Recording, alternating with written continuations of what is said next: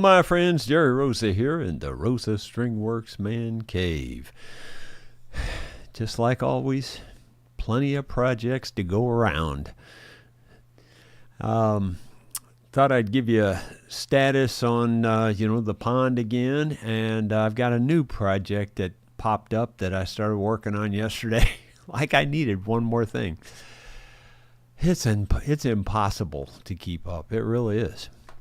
But first, did anybody check out Mike Patey's house tour? And if you did, what did you think of that? Oh my gosh. Crazy. Well, someone suggested yesterday that I take my metal detector and check those piles of dirt, and that's a good idea. Unfortunately, right at the moment, it's still not real practical, and mainly because they are soaked mud. It's sopping mud, and I tried to do that. I actually took the metal detector down there. I only spent about a minute, maybe 2 minutes detecting, less than that probably, of actual detecting time. I spent about 15 minutes cleaning mud off of my tools and things, but I found a couple of pieces of wire, and I found that. And that, literally in just a minute. There's so much stuff in the ground that I am sure it's a good idea to detect that pile of dirt that I dug out of that hole, but it's not practical right now because it's just sticky mud. It's like digging in, I don't know, like a pie or something. It just, it's going to stick to everything you stick in there. It's just a mess. But that's if you can't tell, that's just one of those little, like a storm door latch, or an old screen door latch or something. That one's been in the ground probably as long as I've been alive. It's probably been in the ground 75 years because you don't get that rusty that quick. So I'm sure there's plenty to be found in that pile, and maybe something good. You never know. But I'll have to wait until it dries out a bit. I might try to smear that pile out a little flatter. Maybe it'll dry out a little better. But I'm actually, probably before I even get to that, though, I'm probably going to have to haul that pile off and put it somewhere else, get it out of the way. Then I'll maybe detect it in the new location. I don't know. It's just not easy being me. Somebody else suggested that I run the compactor on top of the new dirt that I'm putting in there. And here's a little bit about that. My friends, someone suggested that we use the compactor on this, and that's a good suggestion. It's just that it's not practical at this time. The ground is so soft. You can see how the moisture is soaking up through there because there was just tons of water here, and we just soaked all the ground down with that water. I have a feeling that the pond might still be slightly leaking in this general area here. In fact, I'm probably sure it is, but I don't think that's going to be a problem. I'm 99.9% sure this clay is going to, stop all that, especially once we pile more on here. I didn't want to pile any more on here yet because it's so spongy. When you pull out on this, you just sink down with the Bobcat. So I'm giving it a couple of days here to firm up, and then I'll get the Bobcat over there closer, try to get the rest of those roots out of the ground, and then we'll just fill all this in with the red clay. You can see the water is not flowing here now. It's completely dried up. Now there's plenty of water down here, but again, there was a fairly deep hole here, and I was throwing mud around. I think this is all going to dry up too. I do not think it's leaking here, though this walnut tree here could eventually work its way through. You never know. Yeah, I don't know. It's crazy. Just is what it is. I forgot to tell you, when I tried to use the compactor, it just turned it to jello and it just started sinking down. The compactor wanted to dive down, like right in that spot there is a good example. And even over in here, you could tell if you let it shake much more, it was gonna go down. It was crazy. So I just got the compactor off there as quick as I could. It doesn't really need to be compacted, honestly. This red clay, you don't generally have to compact it to make it hold water. I didn't compact that dam that I built in the back where I've got that pond, and it's holding just fine. So it's not necessary. Beautiful day out here if it just wasn't 110 in the shade. Okay, slight exaggeration. It's probably only 109. No, it's not that hot, but it's hot. It's definitely, it was probably in the 90s already this morning out there. Yeah, I don't know. The humidity didn't seem quite as bad this morning though.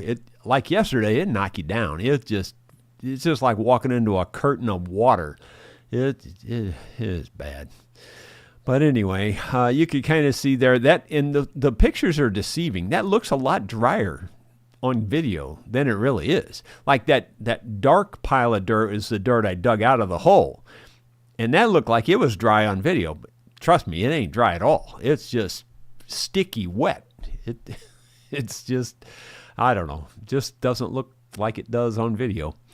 Tomorrow evening, we're going to have our play along again, and I've already got a few tunes in mind. So if you have other tunes that you might be thinking of, you might post them today here, and when we get to the comments, I'll keep those in mind, and we might do those tomorrow evening too. You just never know.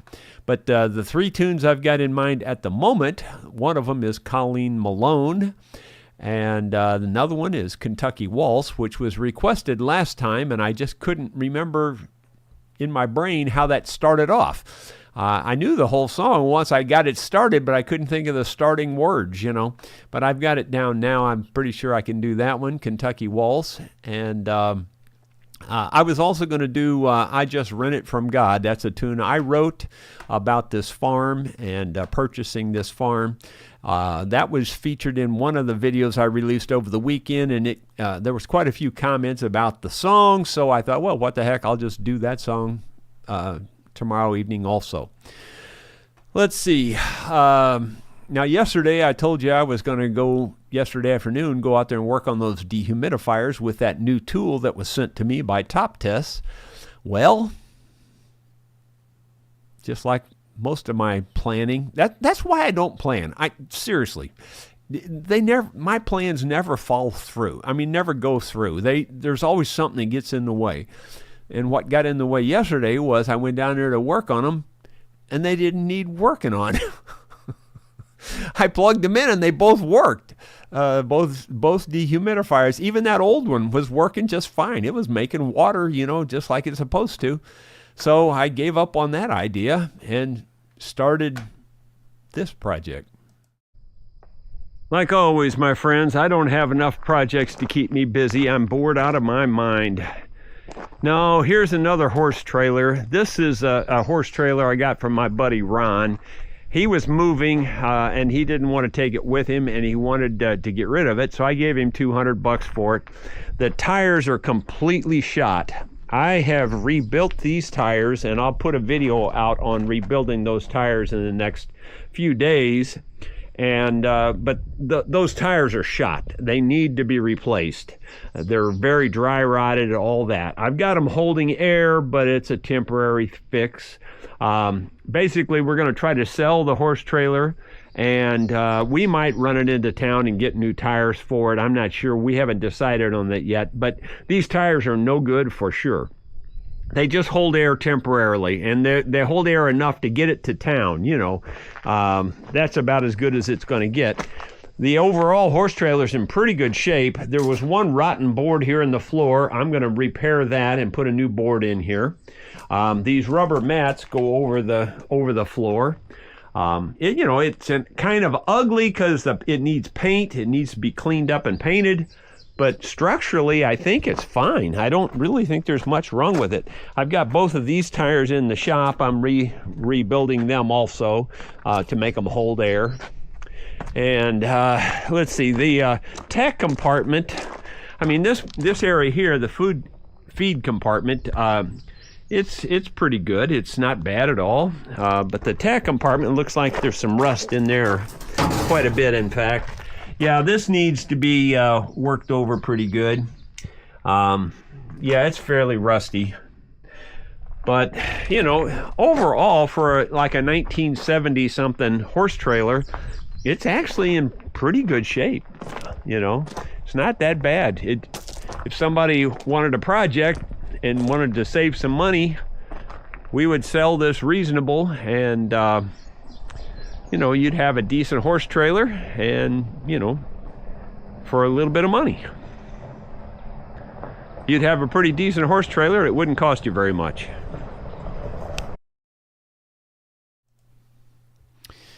Well, I thought I had edited that video, but obviously I didn't put the edited version in there.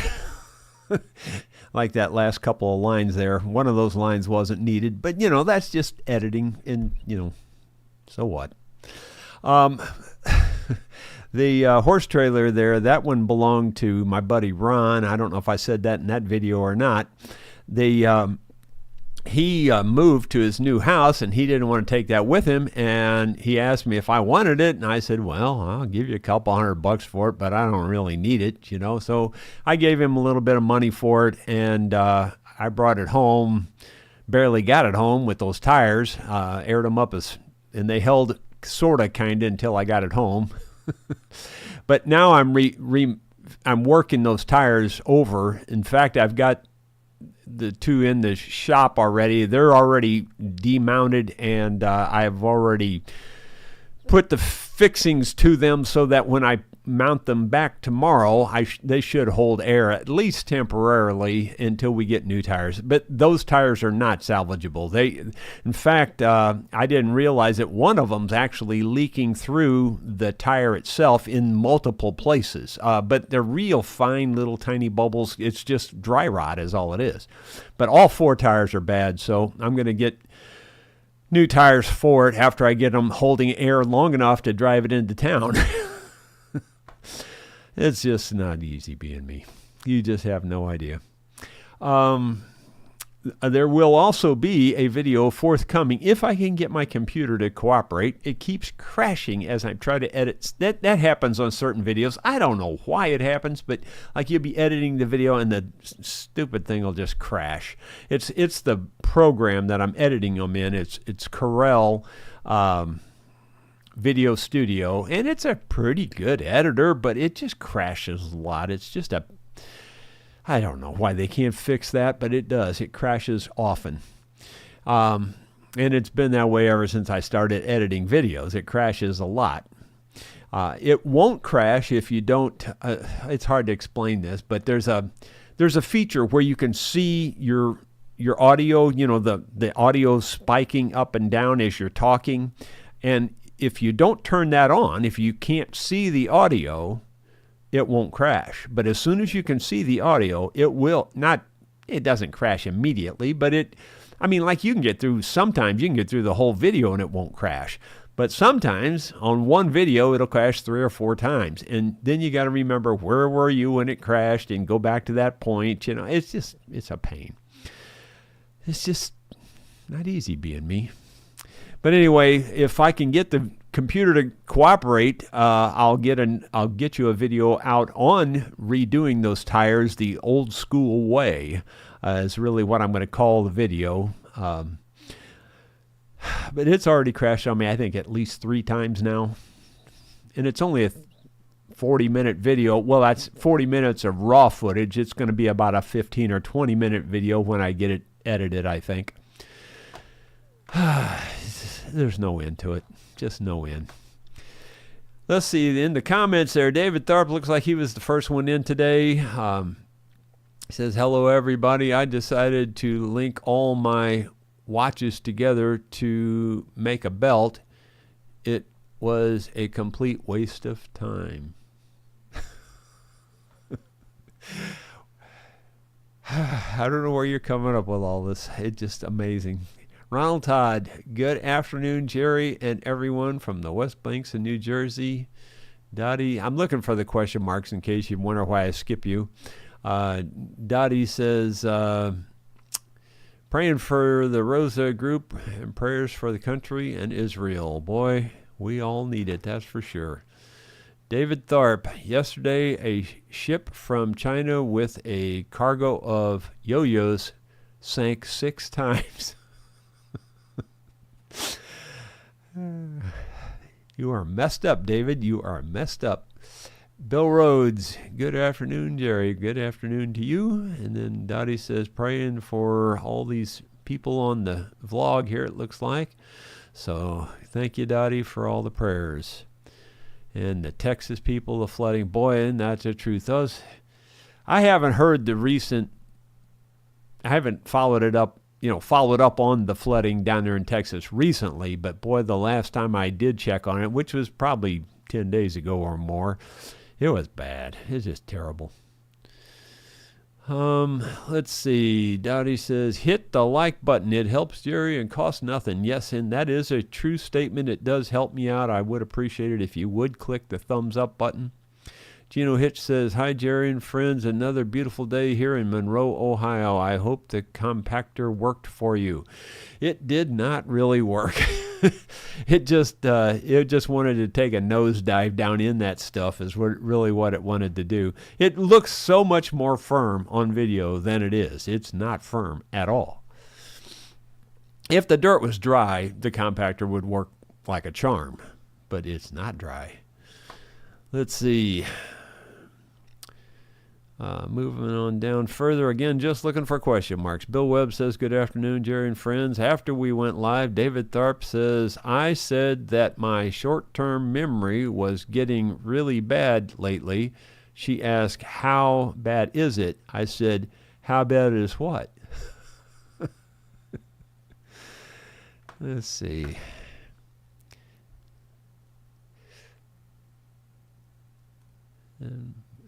Let's see. Ronald Todd says that clay should pack down enough with the weight of the Bobcat on it. Yeah, that's for sure. That's absolutely for sure. It packs on its own, really. You don't have to do much of anything to it. But right now, I can't even drive the Bobcat on it because the Bobcat just sinks right down in it right now. It's very near, to quicksand. I mean, it's not quicksand, and quicksand's more of a myth than it is a reality anyway. Hollywood plays it up like it's some real thing, real phenomena that happens. And I'm sure there are a place or two in the world where you probably could find actual real quicksand.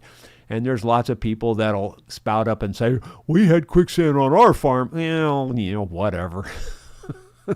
There's all kinds of rumors about quicksand. And I thought it was really funny, now that we're on the quicksand thing. I was watching a video yesterday on my big 86-inch screen, and it was about the second, well, at the time in the Civil War, it was the second battle of the Civil War, and it was the second bloodiest battle in the history of the United States, and it was on Wilson Creek down in Springfield, Missouri.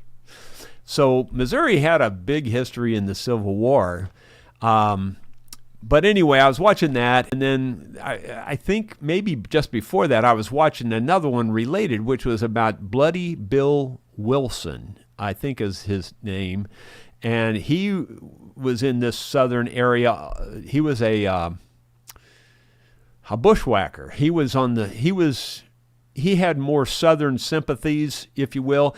He really was a neutral person for a long time, but then the Union soldiers came in, I think burnt his house down and did a bunch of things, and then he became a southern sympathizer, and he made them pay. Trust me, he was a bad dude. But anyway, in all these, these documentaries they're telling you about the history of all this stuff, I thought it was pretty funny that, talking about the quicksand, back to that, Bill Wilson supposedly lured 4 cavalry guys that were following him. They were chasing him down, and he knew where the quicksand was, and he went around it, and they went into it, and it killed all 4 of them. And I call BS on that. I mean, like, big time BS. That is just total baloney. There's no chance that that is correct. I know it, it makes a great story. It's a wonderful myth and all that kind of stuff, but it just didn't happen. I don't care what anybody says. First of all, if the first one went in it, even two of them, even if they're at a full gallop, there's no way they're all going to fall down in this quicksand and then just die. It's just not going to happen. Just, sorry, it ain't going to happen. Believe what you want. But anyway, I thought it was pretty funny to hear that in that story. I went, oh, come on, give me a break. There's not a chance. Anyway, let's see. Moving on. Paul Acres. It didn't cost you any extra. Paul Acres, was all your buildings there when you moved in, or did you add some? Well, I added a few. The big metal building down there, though, it's 42 by 72, I think it is. I built that pretty much from scratch. Well, I mean, it was a kit. I ordered a kit, a whole building, and put it together right there. The rental retreat used to be what we don't think this really is true, but we called it a slave's quarters. There used to be a building there. It looked like a cross between a barn and a shed. It was more of a shed than anything. It was a 2-story like shed. It had some old iron beds and bed railings in it, and old bed springs and stuff. It had screens on the windows, so it was some kind of a bunkhouse or something. We called it the slave's quarters because that's what it kind of looked like it was. But anyway, I burnt that down and built the rental retreat right there, which I used for my workshop for the first quite a few years, about 15 years, I guess, something like that. Anyway, so I built that building, so I built those two, and then the very first thing I built was Sue's greenhouse that's right next to where my shop is now. What else did I build? Anything else building-wise? Well, I built a water wheel house, which isn't finished yet because I can't get to finishing it. I think that's it. Built a bunch of tree stands and a couple of what I call my condos back there, shooting houses for sitting and hunting. But I think that's it. I think. Let's see. Daddy says, how about build my mansion? I don't know that one offhand, but I'll look into it and see if there's something I can do with that. Is that mansion on a hill by chance? I don't know. Build. I'll look it up. I've heard different songs similar to that, but I don't know if I know which one you're talking about for sure. Let's see. Was it one of them written by Hank Williams? Because I know he had something like Mansion on a Hilltop or something like that. I don't remember what he had either. If you can give me more detail, let me know and I'll see if I can find it. Bill Webb. You were right, Jerry. The binding didn't hold on the Martin guitar. Too much tension on the binding, I guess. Oh, well, I will try a different approach. Yeah, it just depends how far it is. I mean, if it's only just a little bit, you can make it work. But if it's sticking out, I don't know. I've had them stick out as much as a 1/4 inch. You're not going to get that to work. Even an 1/8 inch, I don't think you'll get to work. Because that binding draws up and it gets pretty darn hard. And the fact that it drew up the first time, the odds are it's going to draw up the second time too. That's on all of the instrument stuff, all of the wishful thinking that people do, like the straightening out the neck with heat. Sorry, it ain't going to work. It'll work temporarily, but it ain't going to work. You can do it if you want to. Go ahead and knock yourself out, but it ain't going to work. I'll just flat tell you, it's not going to work. Even though people just believe it because they've seen it in videos and it just works, It don't work. I've tried it a bunch of times and it don't work. It always comes back. Once wood bends into a particular situation or shape, it's going to go back there again unless you take physical, mechanical measures to make sure it doesn't. Like for instance, when that top bulges up on that guitar, guess what? It's going to bulge again. You can flatten it out all you want to, but it's going to bulge again. That's why I peel off the old bridge plate, and I usually make a slightly larger bridge plate, and I usually always make it out of a stronger type material than what was there originally. And then I flatten it out really good and make sure I clamp it and glue it really good, and then you can fix it. But you cannot fix it just by wishing it away and using heat and pressing it away and all these things that people think they can do. It just won't work. Believe what you want. I got no reason to lie about it. Let's see.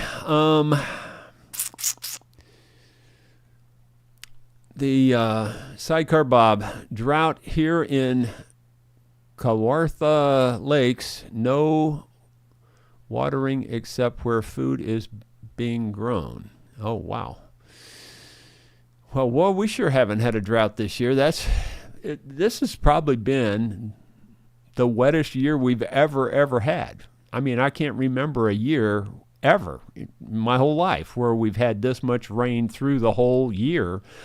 Not that we're getting soaked now. I mean, we're getting enough is the thing. It's just getting, enough to get by, which is really wonderful. It's like the best year ever in terms of rain. Of course, it hasn't helped the humidity any. It really has been a humid year. Ronald Todd, make sure you get the 10-ply trailer tires. Ha ha. Yeah, if I got 10-ply tires, I would love it. But 10-ply rating, not a chance. Yeah, it sucks canal water, man. Seriously, do not be fooled.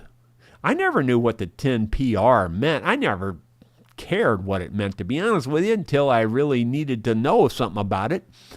But if it says 8PR or 10PR, you better look close, because you're getting like a 2 or 3 or maybe even a 4-ply tire, but it's rated at 12-ply.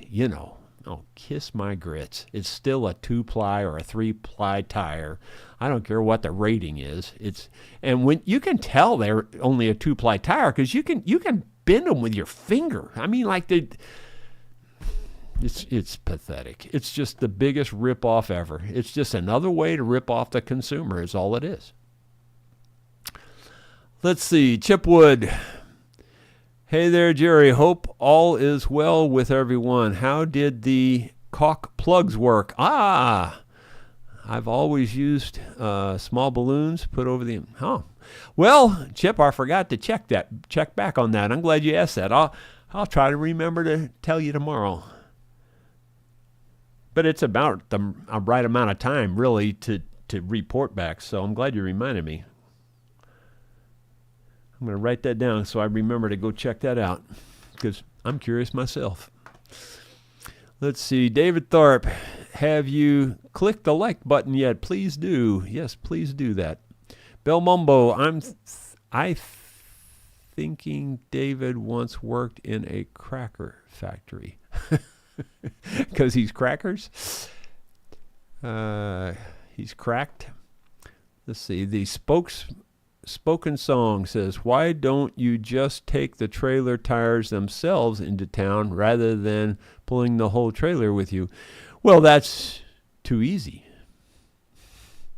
No, I don't know. I really wasn't planning on taking the trailer or even putting new tires on it. I was really doing it hoping that they would stay up, and I thought they would.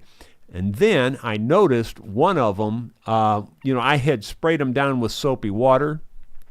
And I really didn't notice this till just, an hour before this vlog. But I had sprayed them down with soapy water and put them back on. I didn't see any leaks at that time. So I thought they were good to go. And I was just going to sell it that way, just with the tires on it, and tell the people that these are not good tires. You need to buy new tires, And I was just going to sell it as is. But now, about the time I made that video, I had noticed just before that there was little white bubbles all over the area of one of the tires, all over the whole sidewall. And that in other words, the air was just leaching out of just a large area because they're so dry rotted. So I hadn't had time to think it through. You're right. I probably will just take the tires, not pull the whole trailer. The truth is I just didn't have time to think it through. Sidecar Bob, Chip, I have little red caps that work the same way. They are the best thing I've found for preserving caulk. I buy about 20 at a time, AliExpress, so they are really cheap. Okay. Well, I just bought them on a silly whim while I was at Harbor Freight the other day. I saw them hanging there, and I thought, hey, I'm going to buy these and try them out. I don't know that they're the best version of that type of thing at all. Because they were there and they were cheap, I bought them. Wavy Gravy, I know a woman who has a copy of every edition of the magazine Psychology Today that was ever published. I guess you could say she has a lot of issues. Oh. Yeah, I guess you could say that. Sky Roberts, how about playing Sally Was a Good Old Girl? Okay. Never heard of anything like that. David Tharp, do you know On the Jericho Road? Well, I've heard of it. I've heard the song. I'll write that one down too.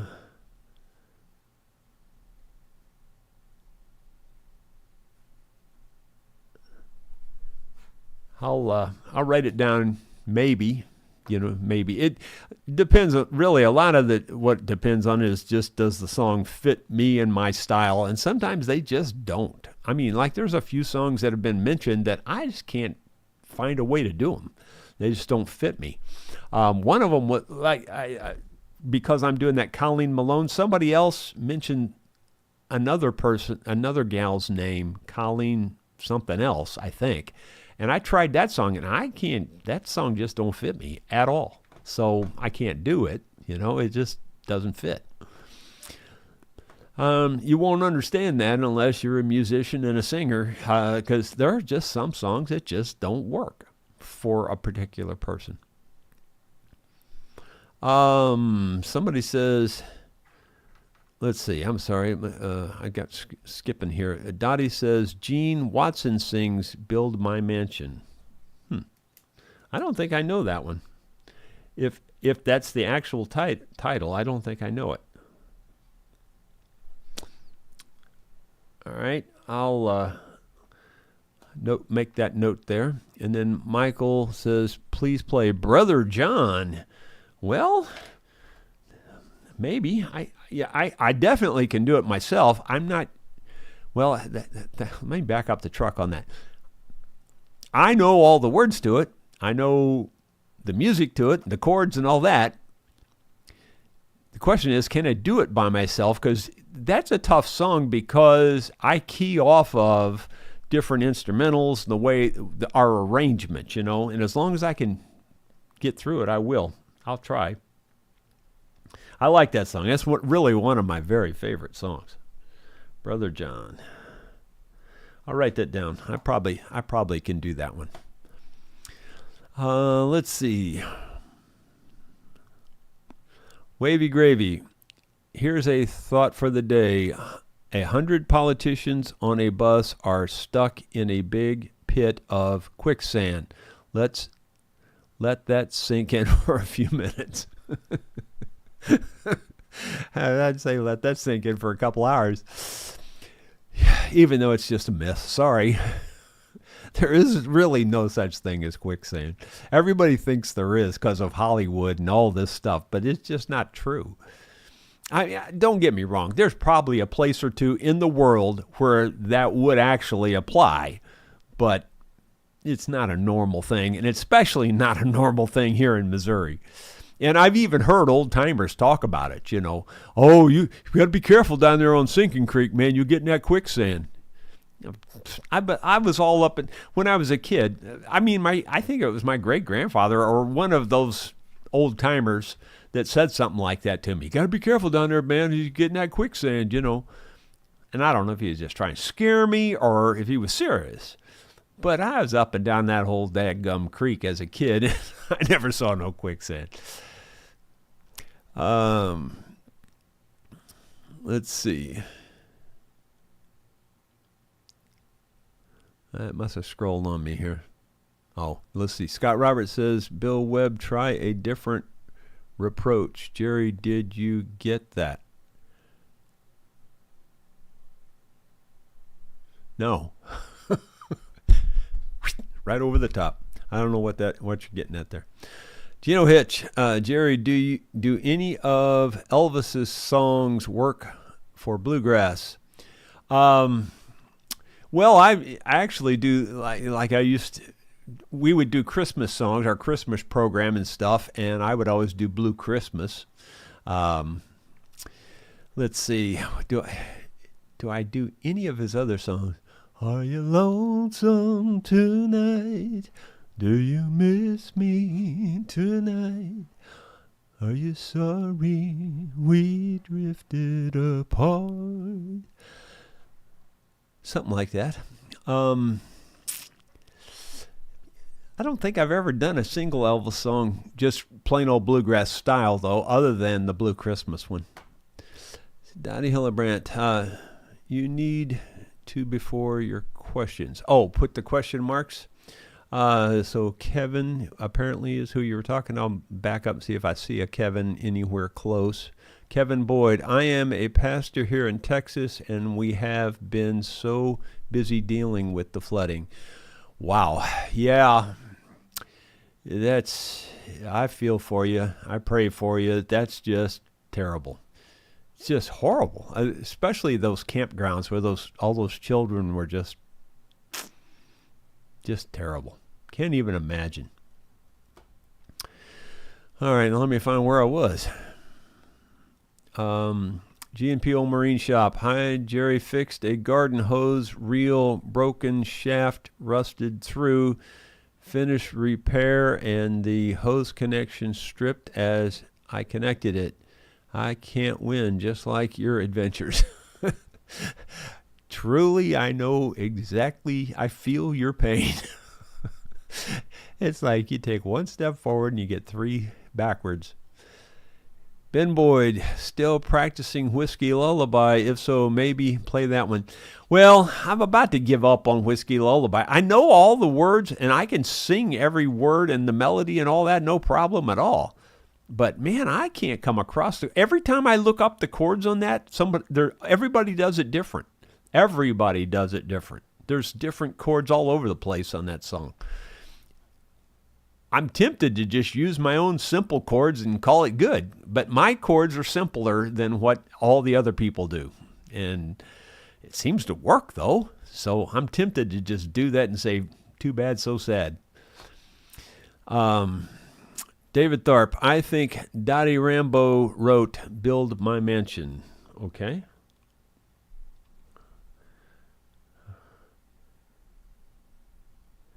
I'm going to write that down, too, just in case it helps. Let's see. Vine-covered church. Well, I could always do that. I've done it quite a bit lately, but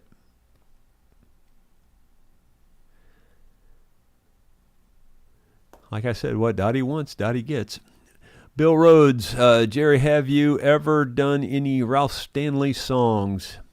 Well, I'm fairly sure I have.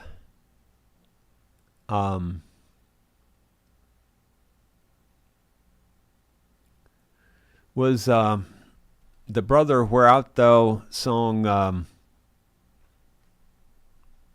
Man of Constant Sorrow?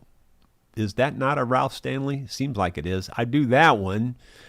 I can't think of any other specific. I never followed Ralph Stanley, to be truthful. That's just the truth of it. I didn't. It wasn't that I didn't like him. I mean, I thought he was fine. I don't know. I just never did follow him. So I don't really know his songs, to be honest. That's the real problem with it. I could easily be doing one of his songs and I just don't know it, is what I'm trying to say. Ronald Todd, how about playing the bluegrass version of a Black Sabbath in memory of Ozzy Osbourne? Well, yeah, I doubt it. I doubt it. Let's see. Andrew Rog, I thought using your song, I Don't Own It, I Just Rent It From God, was a great choice as music behind the video where you were digging out the stump to repair the pond dam. Yeah, I thought it went fairly well with that one too, so that's why I used it, but thank you. And I'm going to do that one tomorrow evening also. That is the one, I Don't Own It, I Just Rent It From God. Yep. Let's see, Scott Roberts, it was wordplay. Try another approach as you trying another reproach. Now do you get it? I'd like to say yes because I feel like such a dummy, but no, I don't get it at all. I don't have a clue what you're talking about, to be honest. The only thing I can remember was he was talking about his binding not working, but I have no idea how that ties together with what you're saying there. Sorry, I can be stupid sometimes. I guess I'm being stupid now. GNP Old Marine Shop. Jerry, ever play Fire on the Mountain with or without lyrics? Fire on the Mountain. I know I've jammed to it a time or two in my life, but I don't know the song offhand. Dottie Hildebrand. Yes, Ralph Stanley did Man of Constant Sorrow in the movie. Okay. All right, yeah, I was thinking it was Ralph Stanley. I couldn't remember if it was Ralph Stanley or if it was another one of the old timers. I couldn't remember which one it was. Bill Rhodes, Jerry, look up Ralph Stanley's One Drop of Water. Well, I'll look it up.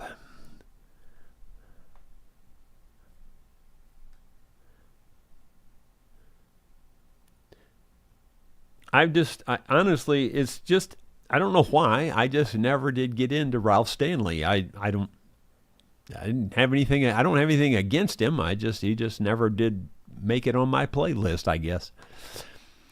Sidecar Bob, there's a really good video of Arlo Guthrie singing I Can't Help Falling in Love with You at a folk festival in Europe on YouTube. If an Elvis song can be folk, why can it not be bluegrass? I would say I wouldn't have any problem doing it. My biggest problem with doing anything Elvis is Gary Haven. He hates Elvis. He literally hates any song like that. Now, I think Elvis was great myself. I don't have anything against him at all. Let's see. David Tharp. I have an aunt who had, I guess you'd call her aunt-in-law because she married my Uncle Alvin. My Uncle Alvin was my mother's brother. So anyway, my Aunt Betty, married Alvin. Well, Aunt Betty went to school with Elvis from, I guess, was that Mississippi or was that Louisiana? I think it was Mississippi, wasn't it? Well, anyway, she went to school with Elvis, wherever that was. And I would ask her about him, and she said he was just like a mean little boy. That's all she remembers saying. Anyway, sidecar. Never mind. Let's see. David Tharp. I thought that was the Soggy Bottom Boys. Let's see. Ronald Todd. Man of Constant Sorrow was a Stanley Brothers song. Yeah, I think Ralph Stanley wrote it, even if I'm not mistaken. I'm about 95% sure of that, but I'm not 100% sure. I think he wrote it. Wavy Gravy. A man with a constantly soggy bottom is a man of constant sorrow. Gino Hitch. How about a Merle song? Well, now you're pulling my chain there. Merle, for sure, is my favorite, all-time favorite country. There's no doubt about it. I just think he was the best ever. I really do. It's hard to beat Hank Williams. He's great. But as an overall entertainer, singer, songwriter, musician, Merle's got it all, hands down. Hands down, in my opinion, it's Merle. I mean, Johnny Cash was wonderful. Love Johnny Cash. I loved all of them. I mean, like Marty Robbins. Just, I think of all the voices, Marty Robbins was my favorite voice. Merle's is very good, but I think Marty's was probably a hair better in terms of just the voice. That's just opinions, you know. But if I had to pick one person that says it all, that was Merle Haggard. He had it all. I mean, he was a good songwriter. He's a good singer. He's a good musician. He had a great band. Just killer all the way around on every single aspect. Let's see. David Thorpe, it was amazing how Merle Haggard could impersonate just about any other singer. That is for sure, too. Yeah, he was really good at that, in fact. I was very impressed how well he could impersonate other singers. I can't remember any specific one. I think like Hank Snow was one of them he did, and I don't know. It seemed like it was even Marty Robbins or somebody that he did, but he did a lot of them. Ricky Skaggs, Crying My Heart Out Over You could be a good request possibility. I know that one. I'll write it down. I'm getting quite a few here. I doubt I'm going to get to all of these now. Crying My Heart Out. All right. I'm going to cut it off at that because that's already more than I can probably fit in. But I'll try to get all those. Those ones I don't know, those are iffy. And if I leave any out, those will probably be the ones I leave out.